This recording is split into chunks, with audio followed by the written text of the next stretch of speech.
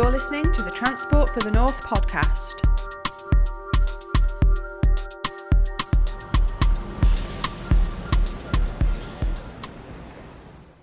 Hello and welcome to another episode of the Transport for the North podcast. I am your host Gemma, and today we're going to be bringing you another of the breakout sessions from our annual conference. This was the one all about how transport can help to make the North more inclusive.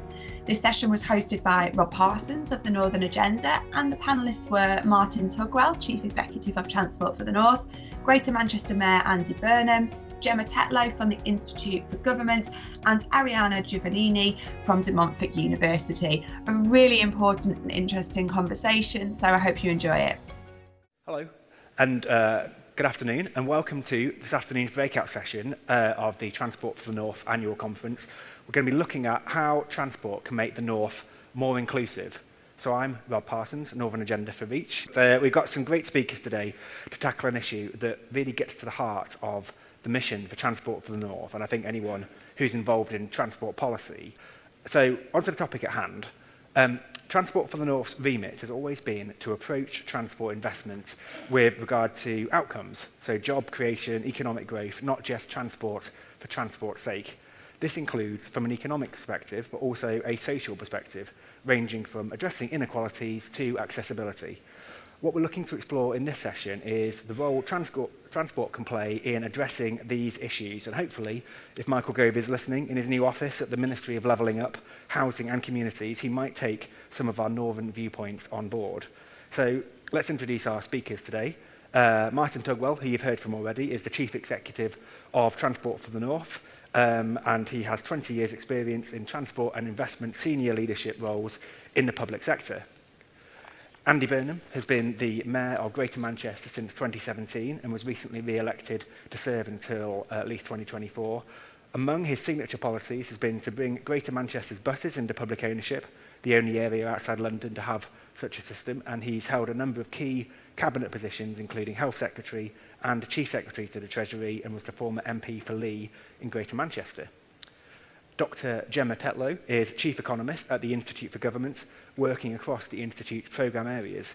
She joined the organisation in 2018, and before that was economics correspondent at the Financial Times, reporting on and analysing economic developments in the UK and around the world.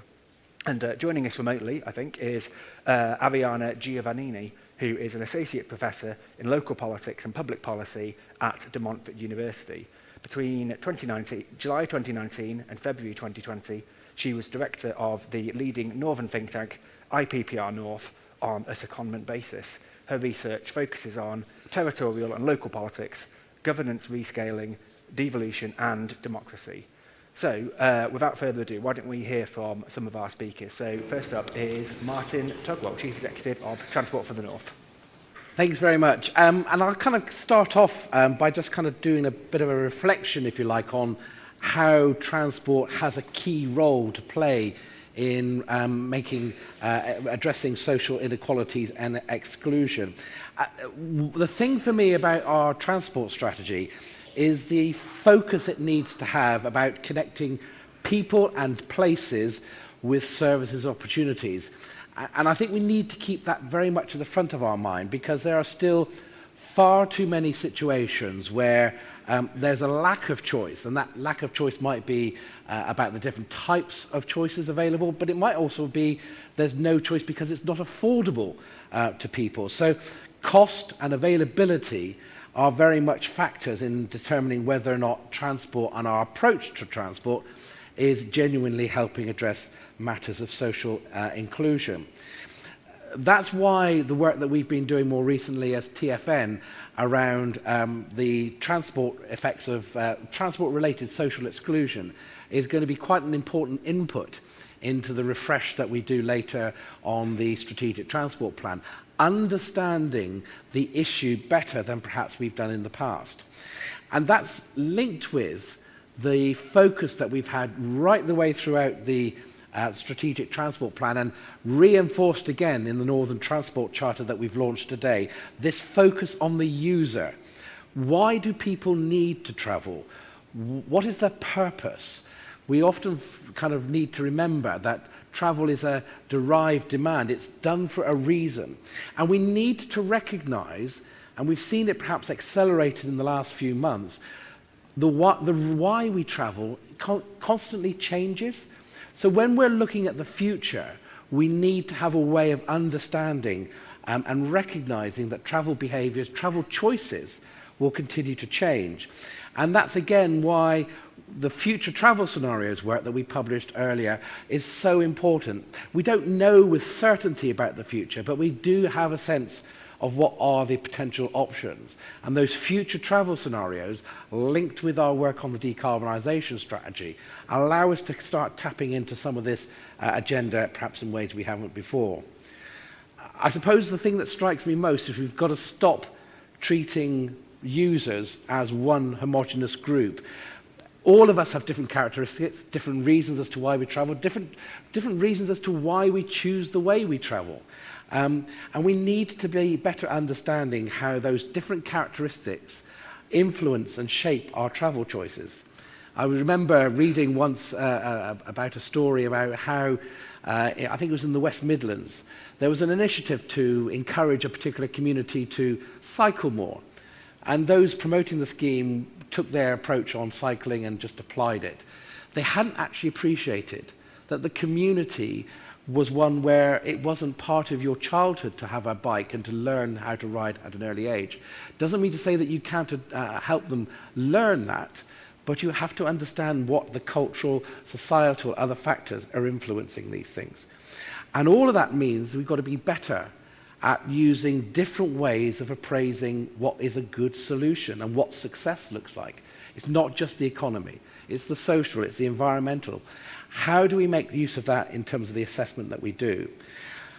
And linked with that is the work we're doing on looking at the benefits of our investment as a programme, so that we start to get a sense of we're investing in transport not just because it's good for the transport, but because it helps people to lead longer and better, more fulfilling lives. And if we know that if we can keep people independent longer, we think about helping people in terms of their health and their social circumstances, we will know they'll have a longer, better quality of life, and there'll be less cost incurred in the social and the health sector. Fundamentally, though, when it comes to transport and social inclusion, we've got to make sure that in addressing the challenge of decarbonisation, we make it fit and work for all. We don't inadvertently reinforce some of the divisions that currently exist. And I'm confident that we can do that moving forward, but it comes from that understanding of the user, it comes from an understanding of why people travel, and it comes from an understanding of how those things are going to change, and making sure what we propose is capable and flexible enough to be able to respond to that. Thanks very much.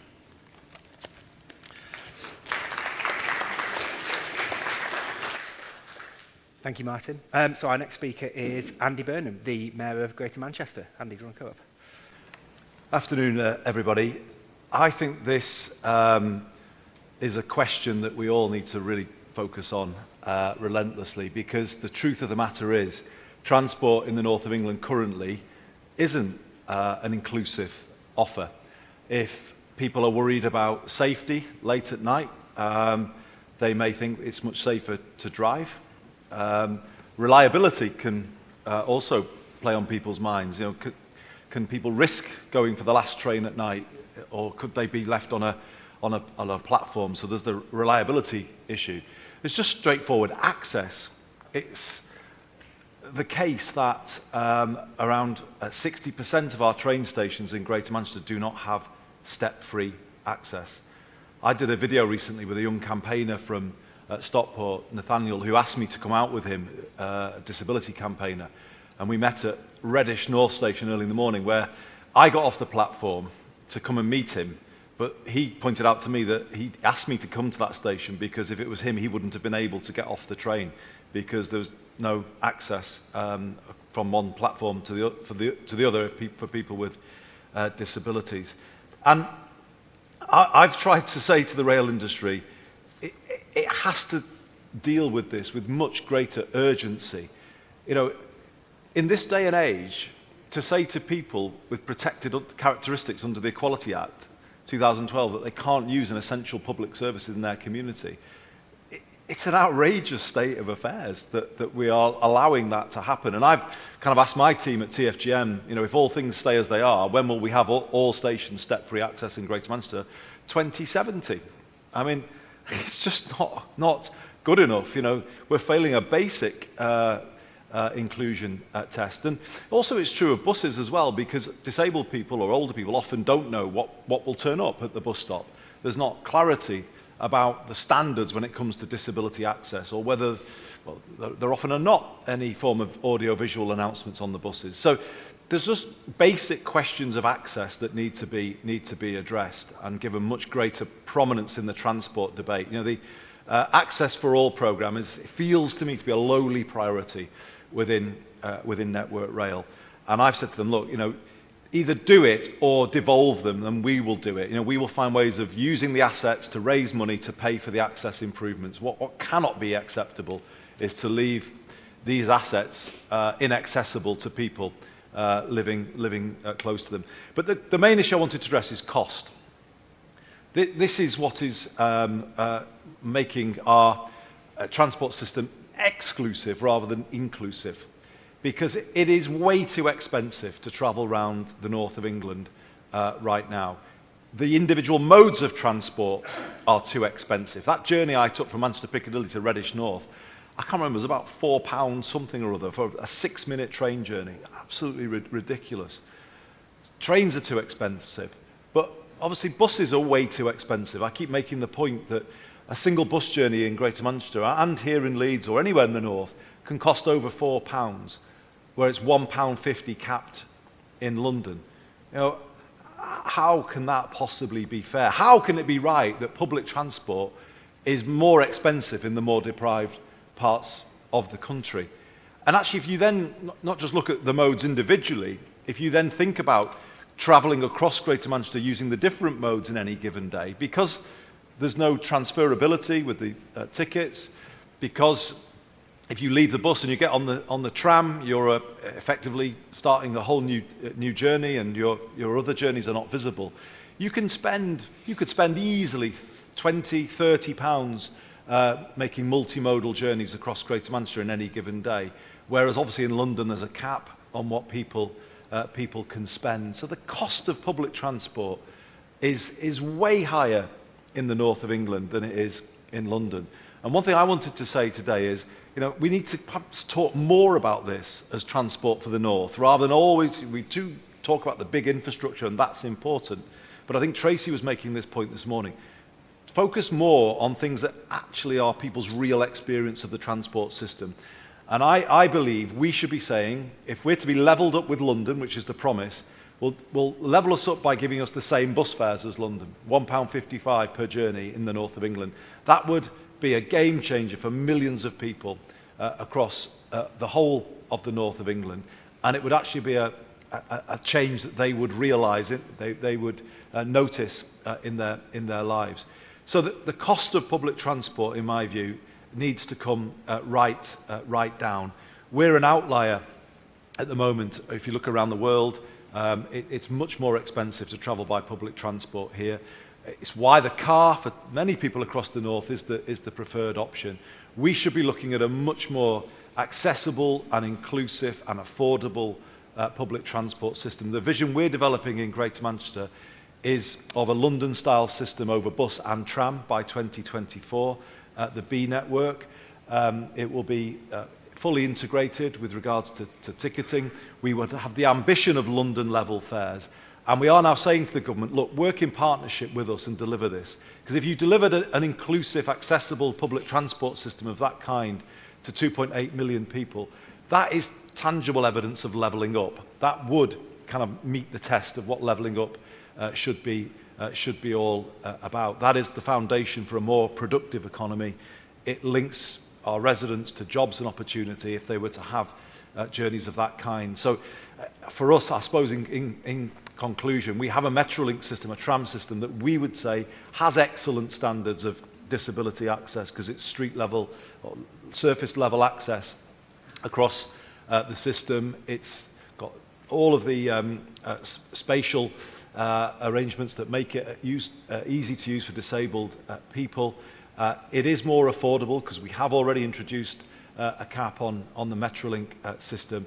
We believe in time we need to apply Metrolink standards to bus and then ultimately to train to create a London-style public transport system in Greater Manchester. And if we did that, we think we'd have a much more inclusive system for our residents to use. Thank you very much.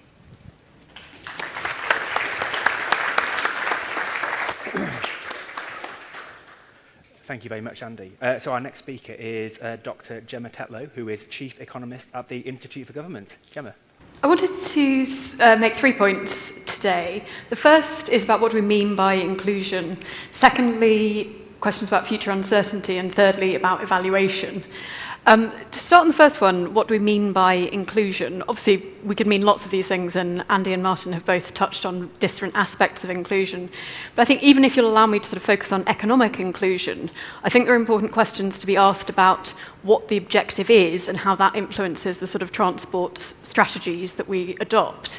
And this is partly a question for Transport for the North, but it's certainly a question for the central government objectives at the moment, and that clearly has knock-on implications for transport in the North because it will affect how central government funding is allocated in future years. And we could think of economic inclusion in 2 ways. One is, are we simply trying to ensure that everyone has the opportunity to access economic activity and economic opportunities that are out there? Or do we mean something deeper? Do we want to ensure that economic opportunities are spread across towns and communities across the country? And at the moment, there's a tension in how central government talks about this within the levelling up agenda. On the one hand, the Treasury's plan for growth, published alongside the March budget, talked about the role of regional cities to be the driving force of economic growth. And that might lead you to think about how do we improve access to cities for people who perhaps live in outlying communities and increase transport across cities.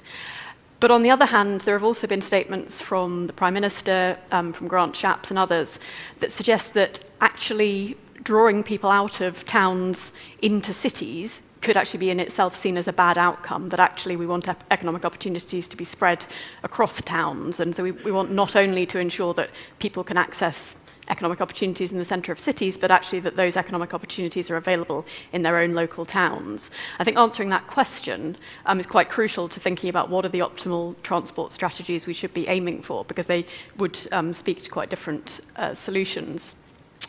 On future uncertainty, Martin already touched on this. The pandemic has clearly created huge change in the way that people lived their lives, at least for 18 months, in the way that people worked, commuted, socialised, shopped. And the difficulty of thinking about what should our transport objectives be at this moment in time is we don't really know at the moment how much of that change in lifestyle is going to persist and how much we will simply revert back to normal.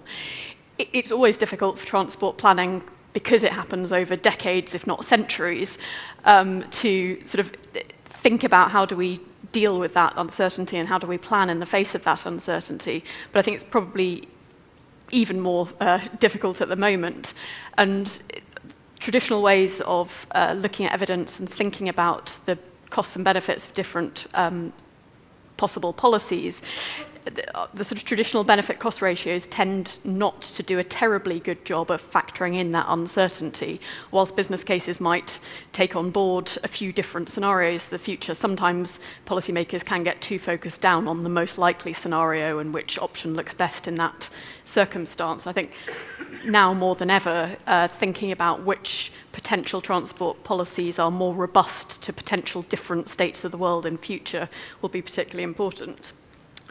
So finally, on evaluation, I was really pleased to hear Rob sort of reiterate one of the strategy points for Transport for the North, which is that transport is not there for transport's sake, it's the outcomes that matter. In the UK, whilst we have actually a really strong community of people producing evidence to inform transport policy making, the UK, like, to be honest, most other countries, it is rather poor at actually evaluating ex post whether policies achieved what was intended. And so doing that evaluation, then learning from it and taking that learning over into future policies. So if I was to sort of encourage Transport for the North to do one thing, it would be to really take more seriously evaluation when planning policies, put money aside to allow that evaluation 1 year, 5 years down the line to look at, did it actually achieve what was expected? If it did, how can we learn from that to make sure that future policies are effective? If it didn't, then what could we do differently in future?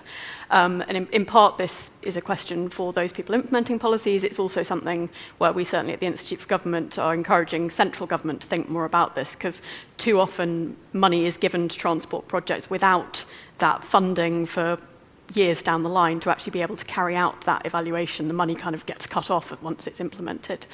So we think that's one very important area to ensure that transport policy really does achieve what was intended. Thank you.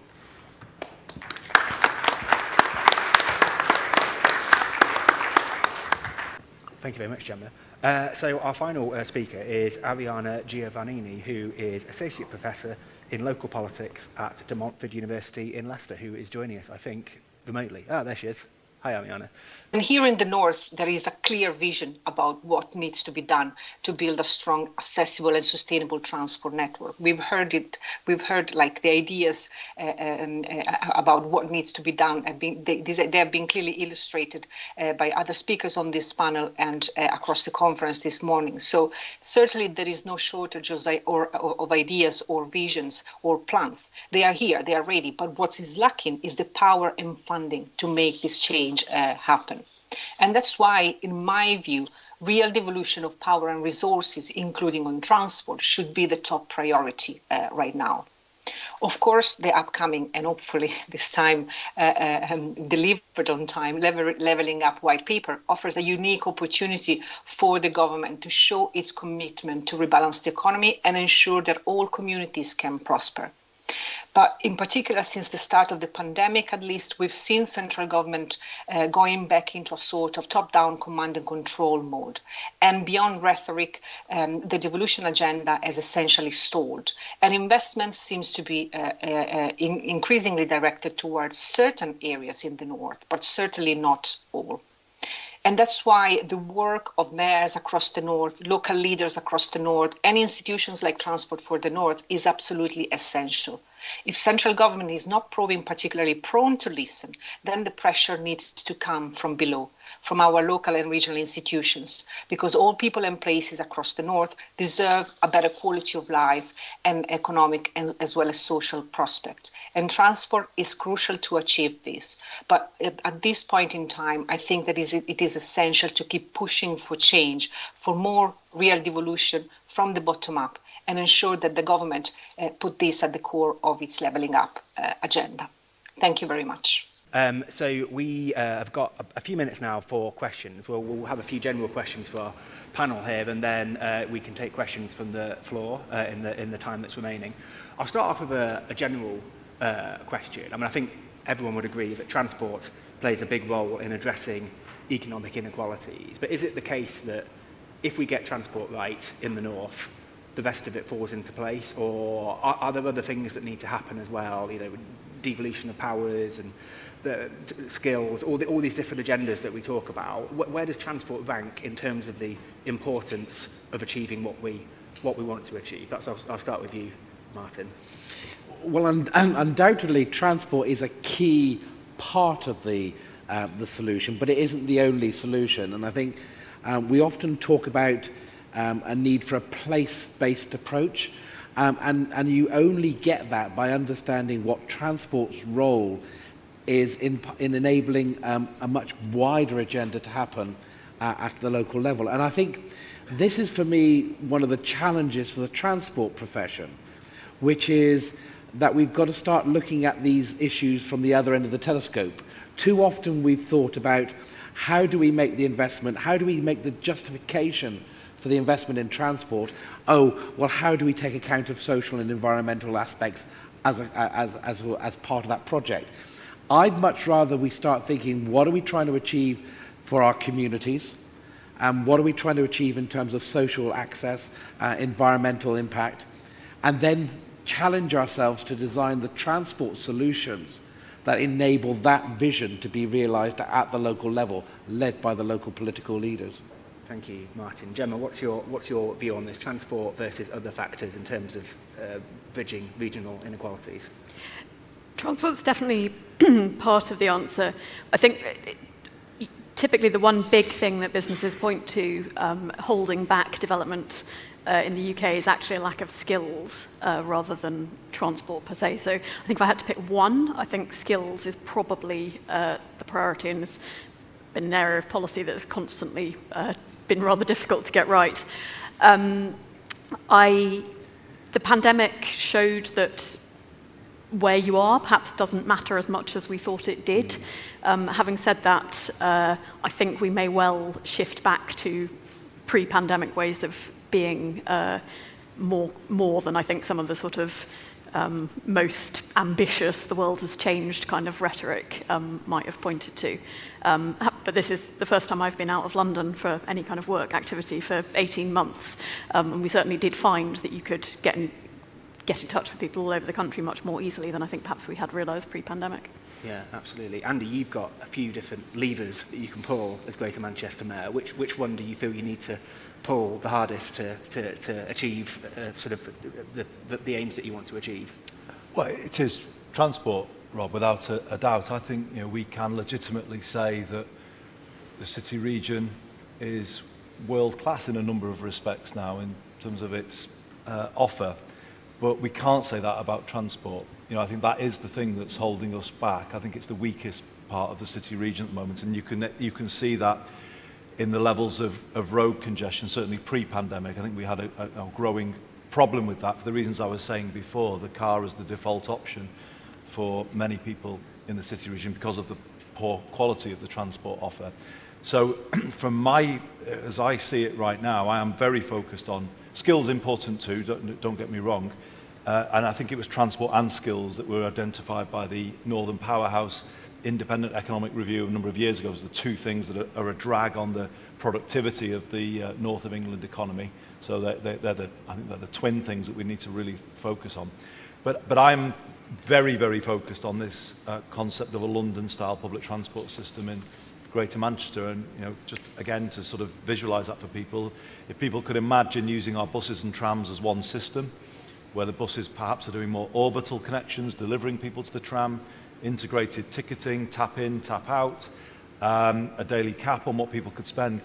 I personally think that is the foundation for a much more productive economy in Greater Manchester, and I think it does touch on what you were saying, Gemma, about the way the economy has changed over the years. There was a time when people in the north would live and work in the same town. That was typical of large parts of the north of England, and those days have gone, and it's more likely now that people will have to travel to where they work. In our case, there's Media City, there's Oxford Road, there's clusters of employment in certain parts of the city region, and that means you have to have a public transport system that supports people's ability to access that work.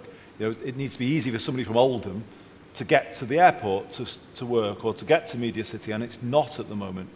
And so for me, this is holding us back. And if you think about it from a visitor economy point of view, go to any second city around Europe, people will just expect to see an easy to use, convenient, single livery public transport offer. And ours is, and it's true of all English cities outside of London, ours is not like that at all. It's probably bewildering, I would imagine, and frustrating because of the cost of it. So for me, if there's one thing that I think that would kind of lift us to getting towards being a truly world-class city in almost every respect, it is a huge jump in the quality of the transport offer. And the pitch I'm making to the government is, if they back us with the investment to do it, and if necessary the powers, although we are using the powers that we've been given with regard to the buses, we feel we could do it by May 2024. So it's not sort of promised, in the distant 30s or something. This could be done in a very, very realistic time frame. And if they do it for us, then there's a template there to take to Leeds, to take to Liverpool, to take to Newcastle. That makes levelling up real and defined in a way that it just isn't at the moment.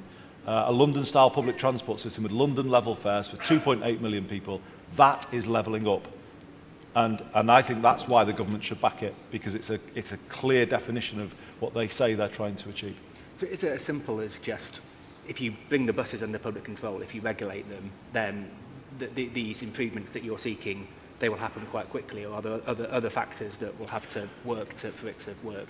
Well, I think that's the enabler, isn't it? Because I think it's only when you've got the system under the control of one set of principles that you can actually do what London has done. You can't do it, I don't think, through partnership. It has to be through having control, so that there is one decision about deciding where the routes go, what the charge, because then the structure of that integrated ticketing, that Oyster-style system, it works, doesn't it? If you've got the control of the whole system, and in time, our vision would be to bring commuter rail into the same system, and that's more of a 10-year objective. But I think the bus and just Metrolink today runs on renewable energy. As I said, it's a very accessible system. It's not as affordable as I would like it to be because it runs on its own revenue. We don't get any subsidy for any operating subsidy for Metrolink. But given that, it's reasonably affordable as well. But I think if you could just imagine Metrolink almost quadrupling in size because the buses have come into it and they're largely electric as well. And we have I'm after a sort of bus, a template bus for GM, so that every resident knows what will pull up at the curb, every time they go to a bus stop, in the same way the route masters in London. This is the step change that I think we need to make, and actually franchising is the sort of first enabler to allow it to happen. We looked at it carefully, but we did not believe for a second we could do it through partnership. Andy, thank you. Ariana Giovannini, on the aims that we've all been talking about, is transport the number one thing that we need to get right, or is there a wider process that we need to follow? Well, I think that transport is absolutely essential. There is no doubt about that. But I think that if you listen at what Andy said now and what other speakers have also highlighted, I'll go back to what I mentioned in my opening remarks. All of this needs a real system of devolution to happen. It needs the government to understand once and for all that there are things that can only be delivered locally, and that's the only way to actually ensure that levelling up happens, not just as a slogan, but actually in practice. The list of things that need to be addressed is very long. It includes transport, skills, housing, local government funding, until we get a functioning system of subnational governance, where actually local leaders, our councils, combined authorities, and mayors actually can have the means and the funding and the powers that they need to deliver change on the ground. Well, it's going to be difficult to deliver levelling up. So certainly transport is absolutely essential, but if we look at the bigger picture, I think that it's becoming increasingly clear that it is the time now to have a proper system of devolution. Yeah, absolutely. Thank you. One of the things that's come across quite strongly from everyone is the need to focus on people's real life experiences, and whether it's disabled passengers who can't get on trains, or people on lower wages who can't afford the fares. So it's obviously very important to have a network that's accessible to everyone. What should the priorities be in the short term? How do we bring that about? And is it something that going back to Ariana's point, needs to be driven locally, or can central government, operators, how do we get that accessible transport network that we all want? Martin? Well, it is about, I think we've touched on it a lot already, quite a bit today, because it is about getting that devolution. Who's better placed to understand the needs of the community and how best to use the funding that's available than the local political leaders? Sometimes this is not as much about, we'll always want to make the case for additional investment in transport, but sometimes it's about being smarter in what we've got and how we use it. And of course, we've got to make sure in this agenda, we don't just talk about, we recognise there's an issue that we have to support our rural communities just as much as our urban communities, because in terms of social inclusion and equality, the challenges with some of our rural communities for whom there really is no practical alternative at the moment to the car, and where the car will continue to be a key part of the transport system.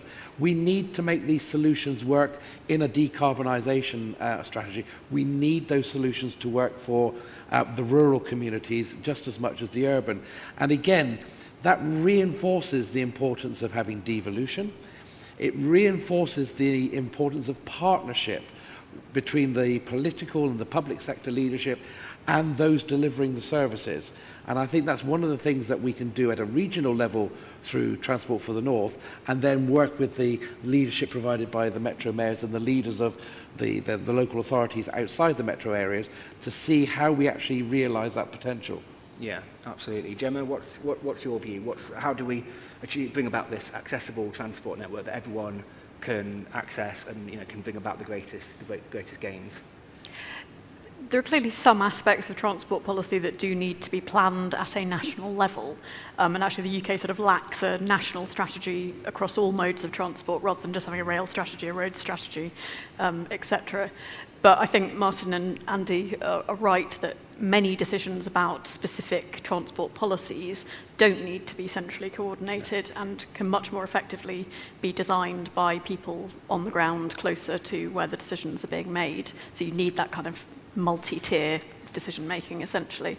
One thing that hasn't really come up in the discussions so far but will definitely impact on affordability of transport in the future is what we do going forwards about public funding of transport. And during the pandemic, unfortunately, because everyone stopped commuting, central government has had to subsidise the train companies, Transport for London and others. And so I think one crucial question for the next spending review period and beyond that is to what extent do commuters come back? What's the private demand? What's the willingness to pay for transport? And to what extent do we need public funding to ensure that we have the range of transport needed and that it's accessible enough to people of different income levels? Yeah, absolutely. Andy, the key to an accessible transport network as far as you're concerned? I think there's a lot of change needed within the Department for Transport, because in my experience, they have the modes in quite sort of rigid silos, to be honest. And I think accessibility comes from integration. And there has to be a vision of integrated transport at the city region level, where you make it easy for people to use modes flexibly. That then opens up a much more accessible system. And I think that does mean, changing the way people think about transport. I hear what Gemma's saying about the cost, but if you look around the world, actually, countries around the world are subsidising public transport for climate reasons, also for economic reasons, social reasons as well, though. It massively opens up opportunity if you reduce the cost of public transport, particularly to younger people. So if ever I want to do my heart good, I look at the emails that come in relation to the free bus pass for 16 to 18s that I introduced, and there's a lot coming in at the moment because they've all just, the new cohort have just taken up their free pass. And it's, honestly, it's I know it may not think so to us when we're, but it's life-changing for some of these kids. The idea that they can have free bus travel at 16, it means they go to the college they really want to go to rather than the one that they know they can walk to. Free transport or subsidised transport, I think, brings a range of environmental benefits, congestion benefits, but also social benefits. And if we can't do it for everybody, I certainly believe a subsidised transport offer for younger people is a very important thing to do. So, we found a way of doing that locally to make that free bus pass stand up. And I would definitely say that the benefits of it are already multiplying. So transport can have, it's a good place to look, I think, to give, to boost aspiration, basically, to increase people's skills, and it's often neglected for that reason. I think we should look at it more as a country. We've kind of left it to the market in this country way too much, I think. And consequently, rail fares are expensive, bus fares are expensive as I've said, and they may limit people's life chances at a younger younger age. I've just, some of the stats that my team have given me, I think there's evidence that young disabled people have been denied employment opportunities because of the inaccessibility of the transport system, unable to get to job interviews and that kind of thing. Definitely this is something to look at. If a young person in Greater Manchester is given a job interview in London, and the time of that interview that they're given is, let's say, 10 o'clock in the morning, what do they do? What do they do? Do they go the night before? Well, where are they going to stay? And how much is that going to cost? If they go on the morning, how on earth will they afford that ticket to London to get for that interview in peak time? They can't, can they? And I honestly, I think the cost of public transport in this country is way too high. And it actually becomes a sort of a barrier to social mobility. And I think the direction of travel around the world is to subsidise it. And I think that's exactly what we should do. Yeah, that's really interesting. Ariana, what's your view? What's the big priority in making the transport network accessible for people? I'll be brief because I agree very much with what has been said so far. I think that what is essential is to put the users at